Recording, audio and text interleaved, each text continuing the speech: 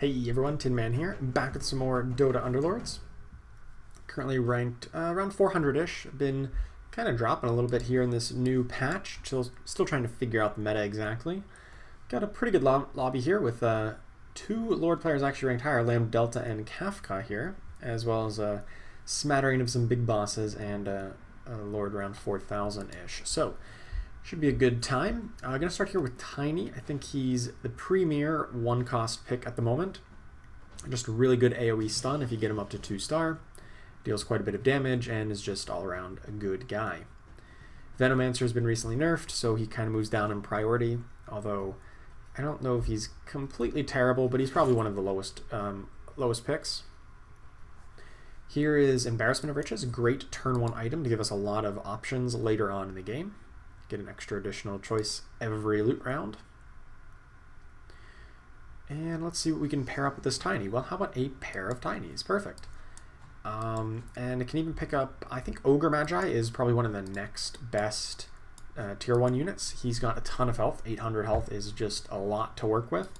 And certainly much more than any other unit at level 1. Or maybe I think Axe has 805 now, but regardless, Ogre Magi still does a lot of damage with his Bloodlust ability, so he's just a great pickup here.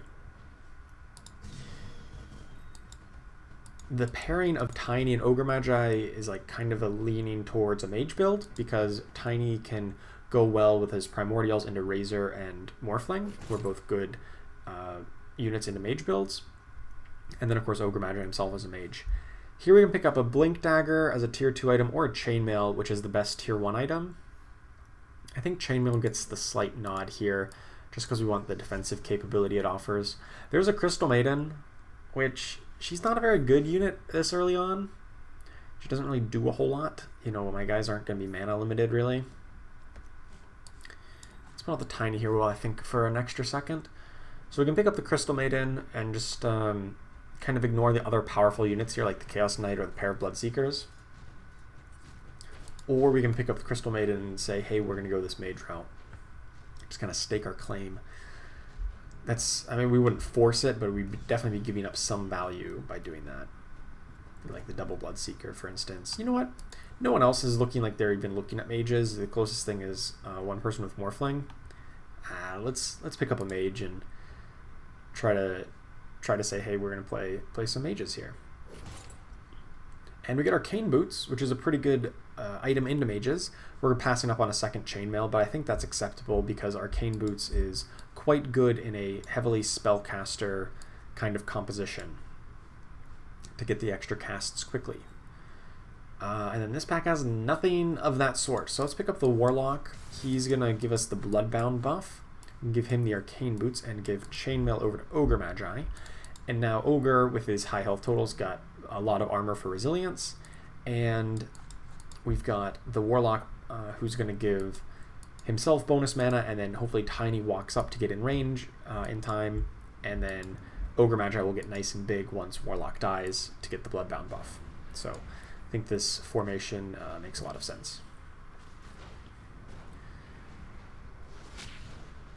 Look at that, there's a Tiny toss into a Tusk Tusk punch, and he just flew all the way up in the air. Looks like we can still win this, though.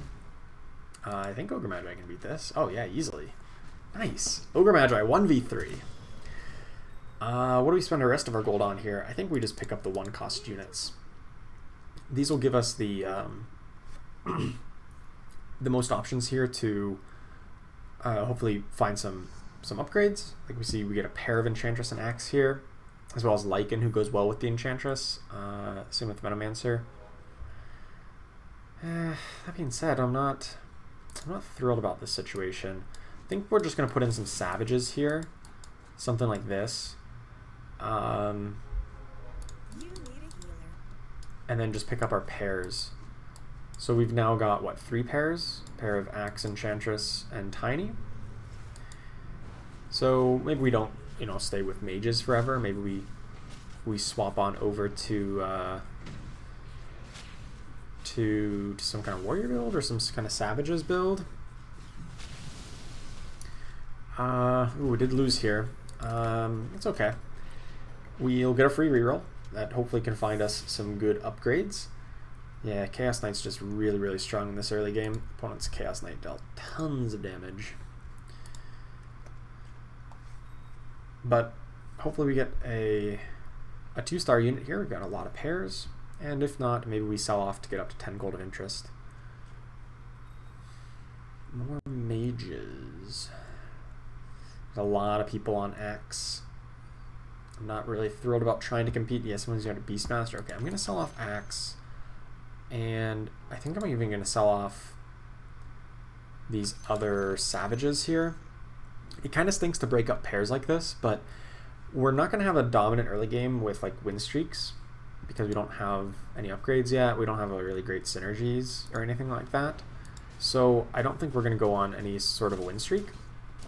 So I think the game plan is going to be to just econ, get a lot of gold here, especially if we're going to pick up these pairs maybe towards a mage build or a bloodbound build even.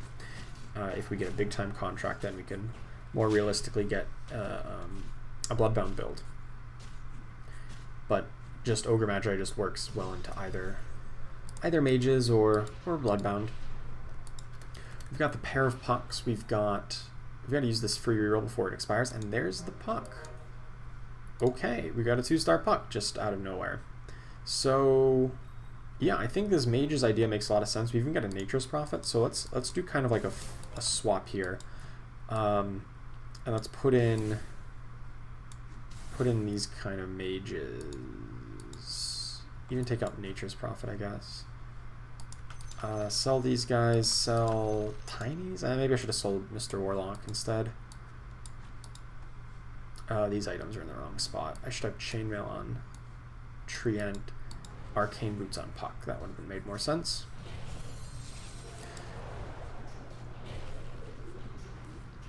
But now we got the Mage bonus, which works pretty well with the Puck. The 2-star Puck with the Mage bonus is gonna shred through some people. And we need to put in the Crystal Maiden, obviously, to get the Mage bonus, but also so that Puck can get mana up in a reasonable amount of time. So let's pick up the Crystal Maiden and Razor here, and we don't need to use the reroll just yet. Maybe I should have sold these Warlocks instead of the Tinies, because I think Tiny would have been a better frontliner, but maybe we don't really need frontliners if we're going to be running some Druids. There's a couple more Mages, we'll pick those up. And looks like we're just going to run some kind of variant of Mages and try to fit in some Druids into the early and mid game, and maybe if we get a 3-star Nature's Prophet, that'll stay with us into the late game. Let's kind of set off to the side here so that we focus more of the opponent's attacks onto our unit with armor and kind of hopefully funnel them in this direction, and then Puck can hit everybody with the Illusory Orb. This looks like we're going to hit everybody with the Illusory Orb, but they've got 5 units and they're all very, very strong, so we're not going to have enough damage output to burn them down in time. So we've got to use the reroll this time. There's a Shadow Fiend who kind of works into this build.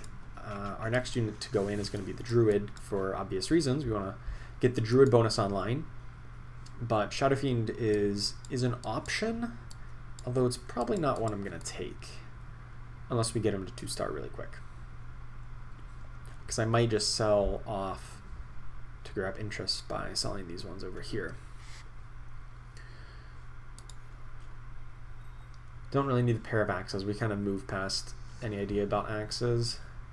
Oh, I guess I would need to sell off Lena as well. Or some other 2-cost unit if I want to get up to 20 gold. Right, 3, 4, 5, 6, 7, yeah. Or the pair of Razors. I don't know. Razor kind of stinks as a unit.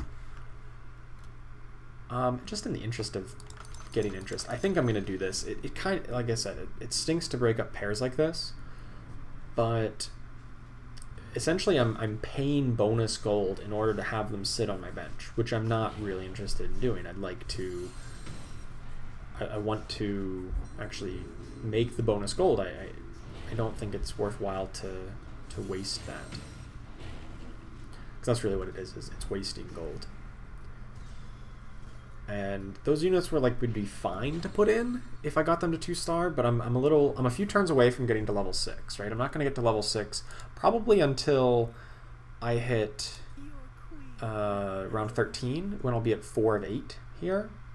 And by that point, I'll probably have found more units. So I'd rather just get the guaranteed bonus income right now rather than hold on to some medium pairs. They weren't the greatest pairs ever.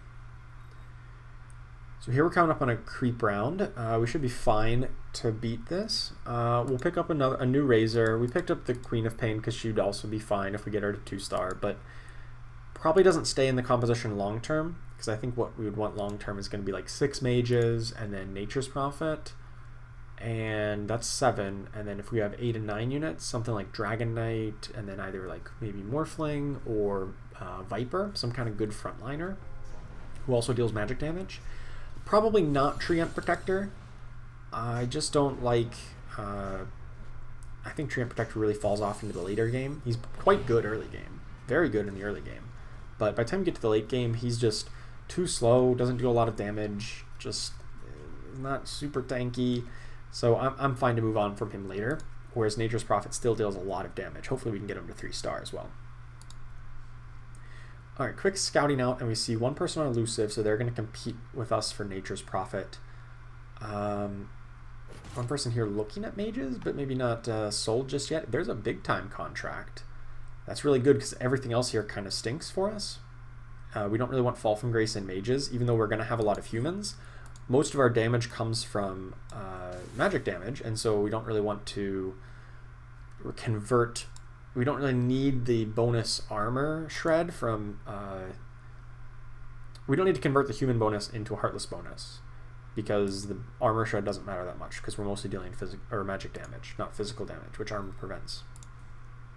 So let's pick up these units here, and we've kind of rebuilt at least a pair of Razors, and we've been able to get more gold along the way, so that's been pretty good. And we got the Bloodbound buff. Probably doesn't need to be on Crystal Maiden. Why is it on Crystal Maiden? It should probably be on Nature's Prophet.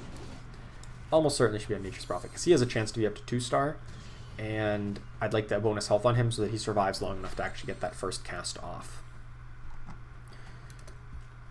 Alright, so we won, so we don't need to use the reroll.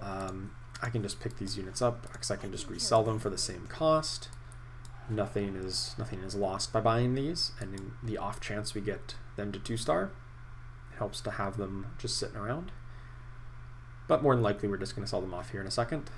There's a Razor, so that'll probably be the next unit that goes in. Let's sell these off right now, get back up to... Actually, I can get Razor right here. Does Razor make more sense than the Ogre Magi? Maybe. I lose the Bloodbound buff, but that's not that big a deal. I'd rather get the AoE magic damage and then just use this as a vitality booster, at least for this round. By next round, we'll have leveled up. That's a 3-star Nature's Prophet. Ugh. That's gonna hurt. That's definitely gonna hurt. I can like kill my whole board. Probably. Yep. Yeah, that just killed my whole board. Okay then. Well, we're gonna level up. I'll buy the Warlock, use our free reroll, get another Puck. Puck going towards 3-star. That's pretty good. Get Ogre Magi back in and maybe move this big time contract over to the Razor so that he can make use of the auto attacks quite well, because he's gonna have lots of attack damage. He has pretty high attack speed too. And we're going to pick up another Warlock and maybe the Shadow Fiend and Treant Protector here after Interest locks in. There's no reason to do it right now. If I picked it up right now, I would be like... I'm not trying to defend a win streak. If I'm trying to defend a win streak, maybe I buy them and then use the reroll right away, just really fishing for that upgrade. But I'm not defending a win streak, so if I lose again, it's not that big a deal. I'm not going to be overly upset if we lose one fight here.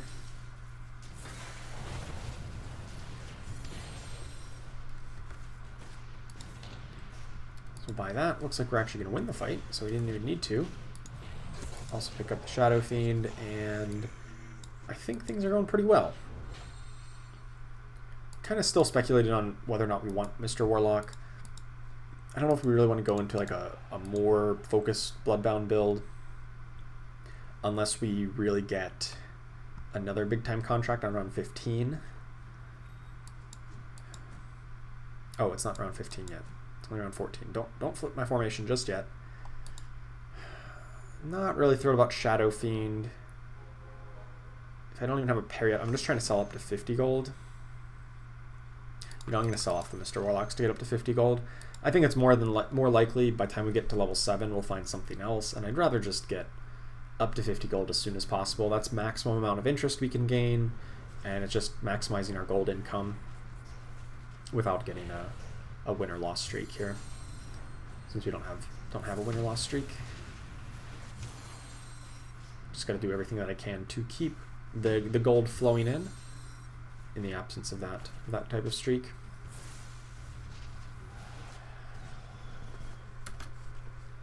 Don't need to use the reroll again. I might use it next turn because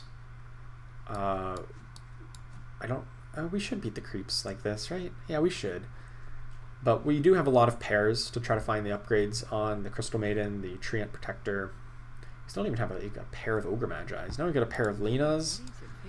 So I'm going to wait to use this reroll until the start of next turn because to take advantage of the blacklisting mechanic. The blacklisting mechanic says that the units that are currently in your shop that whenever you reroll will not appear in your next shop. So if I reroll right now, I'm not going to get Abaddon, I'm not going to get Beastmaster, I'm not going to get Enchantress. But if I wait till next turn, there's a better chance that I get like 5 units that I don't want, and I can blacklist all 5 rather than just blacklisting 3. And I think I'm going to beat this creep round even without it, so I didn't think it was that important to do it right away. So I'll wait till start of round 16, and actually I might even just level up. First. It'll give me slightly increased odds of everything. You know what? Let's do it. Let's level to 7. Put in Alina? Maybe Puck is better. Not sure. Okay, we did not get another big time contract, so these items actually kind of all stink. It's a little late for Smuggler, but maybe it's not the worst. Not a big fan of Blade Mail or Blink Dagger in this build because you don't really want to blink forward into the enemy. Here's a Crystal Maiden. We'll buy the Tiny, and I'm going to use the free reroll right now because we've got a lot of pairs. There's a Tiny upgrade. Okay, so that will be what we put in over this Lena right now, and then we still get 40 gold of interest. So we do lose a little bit of gold of interest, but not a ton. And we get our upgrade, so now we've got higher odds of finding the tier 4 units, although a little bit less odds of finding the 2-star Ogre Magi, who's... I'm starting to get a little concerned, like how are we going to find these Ogre Magi's? Just not showing up here. Don't really need to go to 3-star Crystal Maiden. That's a little bit too expensive for the payoff you really get by going up to 3-star, getting up to 20 mana per second as opposed to 14. It is a difference, don't get me wrong, but it's not the biggest difference in the world that I'm willing to... I'd much rather 3-star out any other 3-cost unit rather than Crystal Maiden. They'll all have bigger impacts. Alright, so looking to get... Probably Nature's Prophet is one that we probably want to get to 3-star, but we don't even have a pair of them yet, let alone a 2-star, so maybe that's a little bit out of the realm of possibilities. We look around and we see this person has Nature's Prophet, and so does this one down here. So that's going to be a lot of competition towards Nature's Prophet, so we might need to move away from Nature's Prophet in the later game if we don't get him up to 3-star. He'd still be fine at 2-star until really we find somebody better in the late game, like Dragon Knight and Viper and those kind of units, other magic damage dealers. I don't know if we win this. Ooh, that was a big puck. Halt. Yes, Razor stayed alive. Oh, no, not long enough. The Eidolon getting the win. All right. That was not even close. Not even close. Keeping the win streak alive. Do I want to pick up Scrappies? No, there's somebody else going Scrappies. I was thinking maybe we could pivot into like a Scrappies build instead of these Druids, but there's going to be competition for Scrappies, and it's a little bit late to pivot into that, I think. And I don't really want to be competing for Scrappies because while they are good, you really want them to 3-star, and that means if there's competition, you want to try to avoid. So we finally got the Treant upgrade, which is pretty good because now it's basically we're going to get Treant and Nature's Prophet upgraded all the time. So we're going to have lots of damage output. I think I'm in a pretty strong spot. We're on a win streak where we have good gold total. I think I'm just going to pump up. I may actually just pump up to level 8 next turn on round 19, assuming we win this round, which looks, I was going to say it looked likely, and then our whole board got evaporated in one Beastmaster alt. That's maybe a little bit less likely now. That Razor getting one shot really hurt by the sniper. I still might, just to put the Viper in, gets me the Dragon bonus and is just like a fine unit. You know what? I'm gonna do it. I'm gonna level to 8 here. Now I get the chance of finding Lich or Keeper, and better odds of finding like Keeper of the Light here. All at the cost of I do lose 1 point of interest. I'm okay with that to get the better rolls. Use the reroll. There's a Lina and a Dragon Knight. Let's put Lina in instead of this Viper. And I do want to pick up Dragon Knight, but I'll wait till interest locks in at the end of this round. And so now it's looking like we want to get up to 6 mages, obviously. Typically, I would say the optional mages in the lineup are Ogre, Magi, and Razor. You want to cut one of them, hopefully, because they just kind of are low impact, being 1-cost units later in the game. And then you want to replace one of them with Lich when you find him. And that's part of the reason about leveling up so quickly, is to hopefully find Lich as early as possible. But I also want Keeper of the Light. So I would need to cut one of Ogre or Razor. Typically, if I have a big time contract, I want to cut Razor so that I can use the big time contract on somebody like Dragon Knight. But I haven't found a 2-star Ogre yet. Maybe that's fine. Maybe a 1-star Ogre is actually fine to just sacrifice to the big time contract. Here I'm going to sell off the Viper to get it back up to 50 gold for this creep round here, and we're going to be positioned on the right hand side to kill off the one that spawns on the right, who has more armor than the one on the left. So you want more of your auto attack damage going into that one. That's kind of why I default to stacking on the right hand side in most of my games, just right from the start, so that I don't accidentally forget on this round. There's some argument to like intentionally losing this round to increase your odds of finding a big time contract, but I'm not really overly committed to a big time contract build. If I find it, that's nice. Actually we picked up a smuggler, so I just wanted to win this round to get a chance at grabbing a tier 4 item, which start appearing on round 25, but with the smuggler they start appearing on round 20. So I'm really hoping for a good tier 4 item here. I don't get one, but I get a pretty good tier 2 item. This Maelstrom is really good into a mage build because it deals magic damage, which means that it combos really well with the mage bonus. So I'm going to put this on Arc Warden and try to fit Arc Warden in here. How do I fit Arc Warden in here? Is it crazy to level to 9 right now? I don't think it's crazy. I'm going to level to 9. I'm still 20 gold of interest. I'm not down to 0. I am in a strong, relatively strong position. I'm not bleeding life total. I'm in second place on life total, but I have this really good unit to put in. I don't really want to cut anything. I just think this makes sense. And then, of course, there's a Templar Assassin who comes right in and prevents Arc Warden from getting a clone off right at the start, but that doesn't really matter. We still are going to crush this. Despite all that, Arc Warden is still going to be... Well, it doesn't quite compete with Puck, but is right up there. Should probably move Arc Warden... I should actually probably just swap to this other side here. Same formation, just swapped sides, because Arc Warden prefers to spawn on the left-hand side. And if an opponent has a Pudge, which at least one opponent does, 2 opponents have Pudge, it's going to hook the furthest target, and I want that to be the Arc Warden copy, not the real Arc Warden.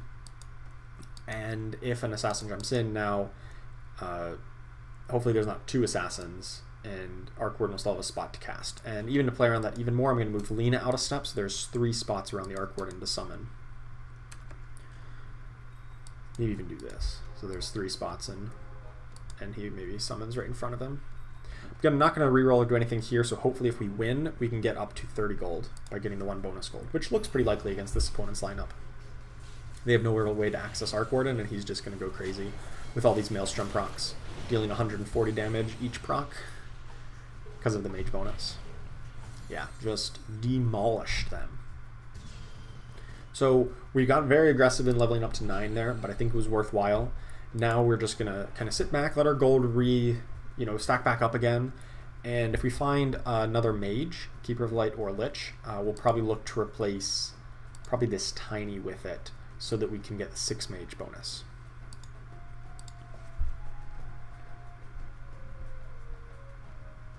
Alright. Actually, I want to swap Crystal Maiden and Lena here. I just realized because we have Puck with the Arcane Boots, and we want Lena to be a little bit closer to be able to get the mana off of the Arcane Boots. So maybe she was missing that. I want to buy the Puck and Lena here, and probably even the Razor, but I'm going to wait till interest locks in at the start of the round for the same reason. If we win, we'll get up to 40 gold.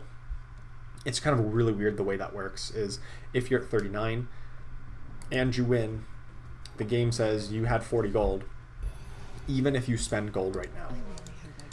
Basically, as soon as combat starts, nothing you can do can change your interest income, but it does count whether or not you win. But of course, once the round starts, you can't really control if you win or lose. That's kind of that's going to be determined. So we did win, so we're going to get the 4 gold of interest here, which would be pretty good. So our economy is coming right back up. We don't really want the Treant Protector. I think we're trying to move away from Treant and Nature's Prophet because we don't even have a 2-star Nature's Prophet yet, let alone getting anything towards 3-star.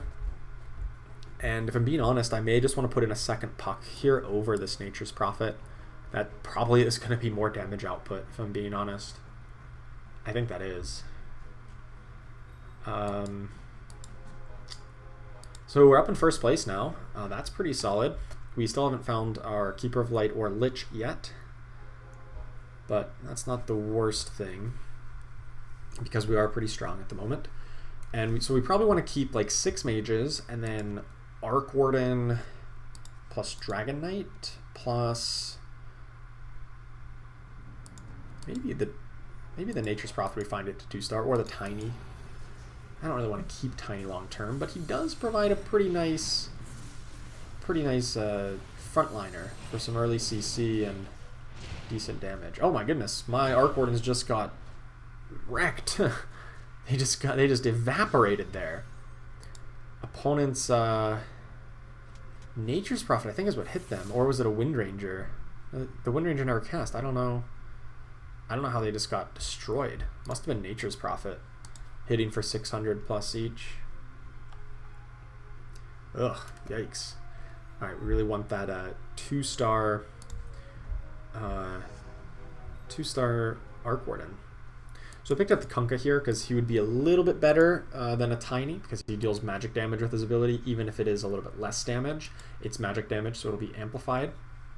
And he's just going to be much more tanky if we get him to 2-star, and he gives the human bonus, so he potentially human silences the opponent. Or we could pick up like double Shadow Fiend. Maybe try for a 3-star Shadow Fiend into this build. It's a little bit late to try to get that online. There's not really a lot of competition for it though, so maybe. Well, I'll pick him up here and keep that option open.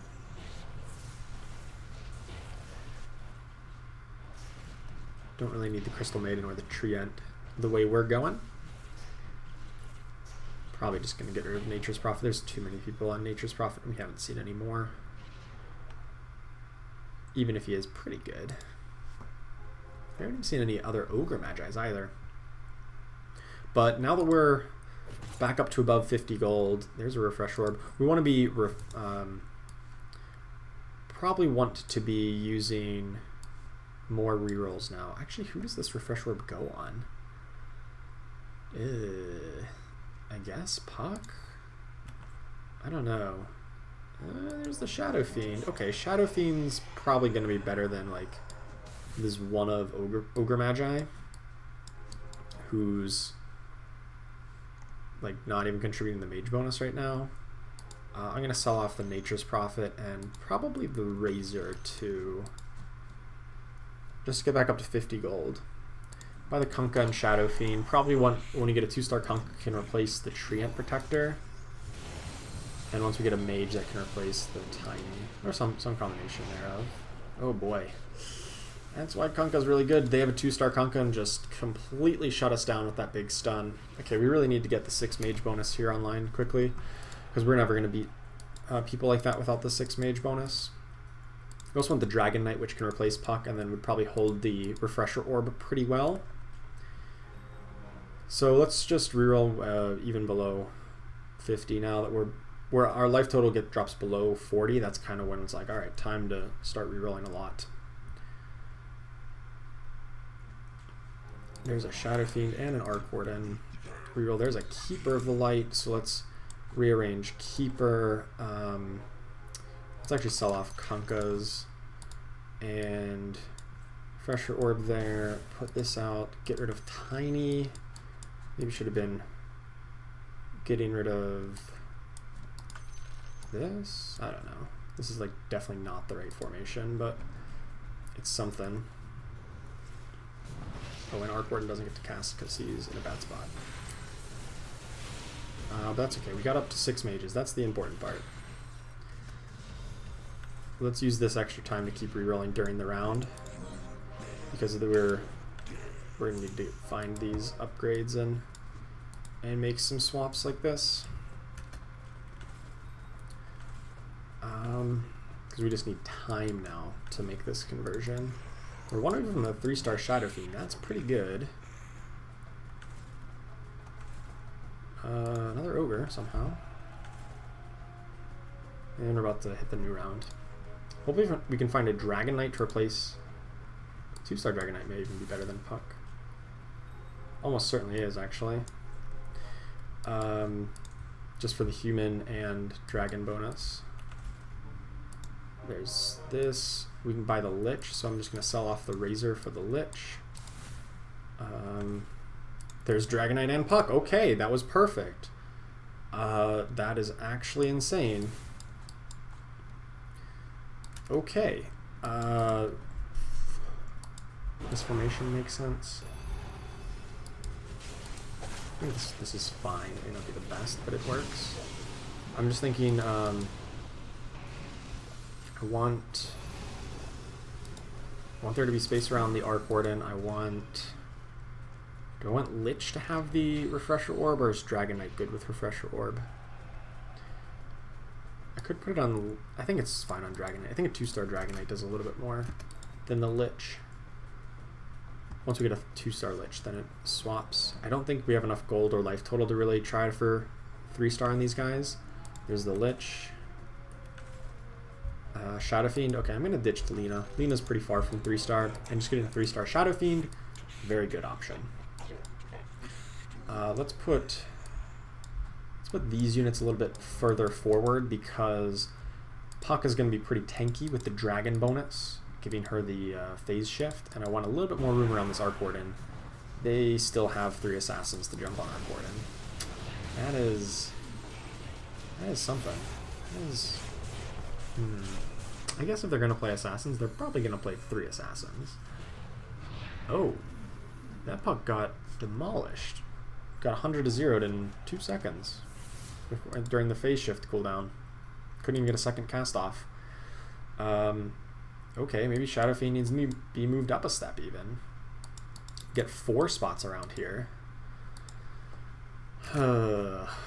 This is annoying. The assassins just jumping on our Arc Warden has been a pain in the butt. But I think I mean, obviously we'd like to get 2 stars in these guys who have pairs of, but it's not the end of the world. I'm actually going to throw Lina over there and maybe bait some assassins towards Lina if there's any assassins, because I think we beat people who aren't assassins. Oh, it's a creep round. I guess I didn't need to do that this round, but that's okay. So we have really good chance of finding tier 4 items here. Maybe another Refresher Orb for the Lich. Or an Octarine Essence is possible. That would be good on Puck.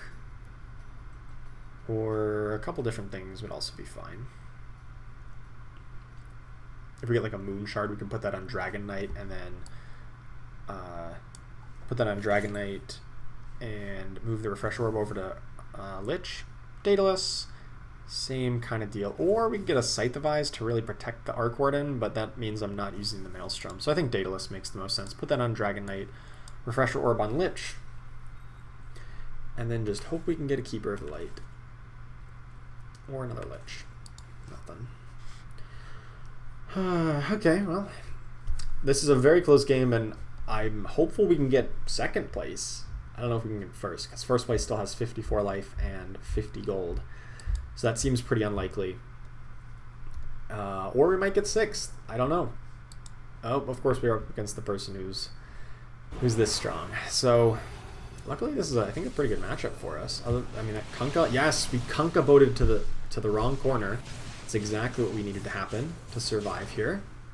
And we do get the win. Oh, that Lina. That Lina was so important to be over on this corner. That baited the Tiny Toss and the Kunkka boat over to here. I'm actually just going to like be fully even more spread out and put Crystal Maiden over this way to even more bait abilities that way. That was really good. Okay, so presumably one of these two people is going to be eliminated here. So we're at least top 4. We avoided 7th place despite facing up against the top placed person.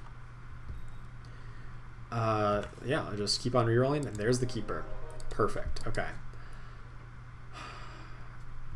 All right. This is where